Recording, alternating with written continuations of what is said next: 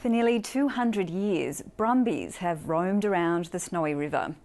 But national park authorities say the wild horse population has now become unsustainable. One Victorian club is fighting against culling the brumbies, saying they can be trained as riding horses. Adrian Francis reports from the Australian Alps.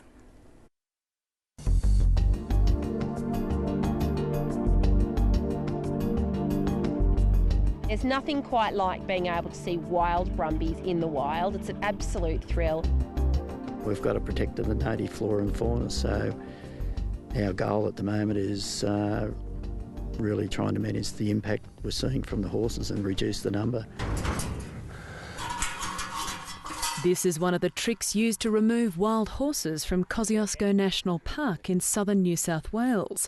For many years, the vast majority of brumbies caught in these yards have been destined for pet meat. The Park Service says each year around 70,000 domestic horses are sent to Australian abattoirs, which means there's a limited market for additional wild and untrained horses. But the Parks and Wildlife Service says it is increasingly finding new homes for the caught brumbies. Come to here, start them with the molasses here because they've already been introduced to molasses, feed. Hopefully more horses coming in behind these. This trapyard has been set up on Long Plain. The Frost Hollow is naturally bereft of trees and is located near the former mining town of Kyandra. Kosciuszko is one of the largest conservation reserves in the nation, stretching from the ACT border to Victoria. The population has increased at almost a maximum rate of 20% per annum. I think the estimates are pretty spot on, if possibly underestimated in the northern end of the park. A little stall on this side, and he's only young and bug, he's sort of 3-year-old. He obviously hasn't got his own mob. Over the last 8 years, park rangers like Glenn Moran have lured up to 1,000 brumbies to these portable trap yards. But they've also faced opposition and interference, with brumbies secretly released from these overnight by people who oppose the program. So it's just up and then through this gate here. If you want to swing around, and hopefully it all sounds easy, but into our forcing yard here and onto the trailer. This bait thing here will go.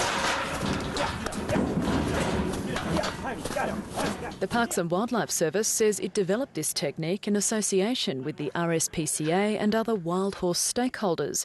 It is described as a passive way to catch and remove brumbies. When they won't load, Glenn Moran uses a rustling tarpaulin to force them onto the trailer. Some stakeholders hold grave concerns for the welfare of trapped brumbies. There is no good way to trap or to collect up a wild horse. Trapping is inevitably going to put more than one group of horses together in a very small space, and they will fight, and as a result they will damage each other. The trapping of the horses is probably the easy side of it. It's more the issue about the social, cultural values of the horse, even the economics of what we're doing, how much that's costing us. So, like this year we will spend something like $300,000 on horse management.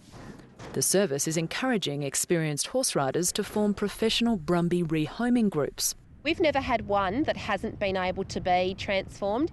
We've had horses like VBA Belle, who came out of the wild as a 10-year-old mare. So she would have had many foals by that point and was a very, very much established as a wild horse. Within a year of retraining, this reformed Kosciuszko Brumby was winning ribbons at royal shows, thanks to the work of the Victorian Brumby Association.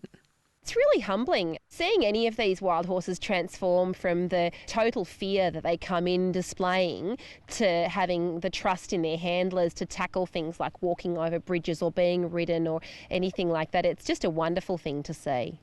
But like everything associated with horses, the transformation isn't cheap. We take anything that comes out of the park, so we may end up with weanling foals that are quite quick to retrain and find homes for, and we might end up with 10 or 12-year-old stallions, which are slower. So it might cost us anywhere between about $500 and $700 per horse. The few brumby rehoming charities and organisations could soon be faced with increased supply. The New South Wales Parks and Wildlife Service is preparing to increase their brumby removal program. We've been having some discussions with local horse riders about whether we can get them involved with mustering programs as well. And What we'd like to be looking at, coming into next summer is possibly trialling mustering. They're not considering a return to brumbie roping or running, but they are planning to trial helicopters. Mainly looking at setting up large yards and then either using helicopter to assist and then people on horseback then to drive a mob of horses into that trap site. Helicopter mustering, such as they do in America, is quite traumatic for the horses, and there's been some pretty bad horror stories. Moving wild horses around at speed into yards, you can get some really disastrous, catastrophic injuries. The New South Wales Parks and Wildlife Service will review the Kosciuszko Horse Management Plan in 2 years.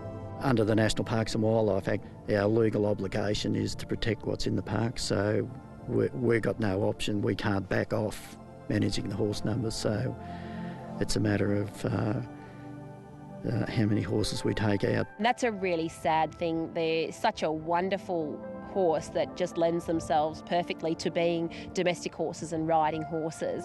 It's a terrible shame to see more coming out of the park than can be rehomed.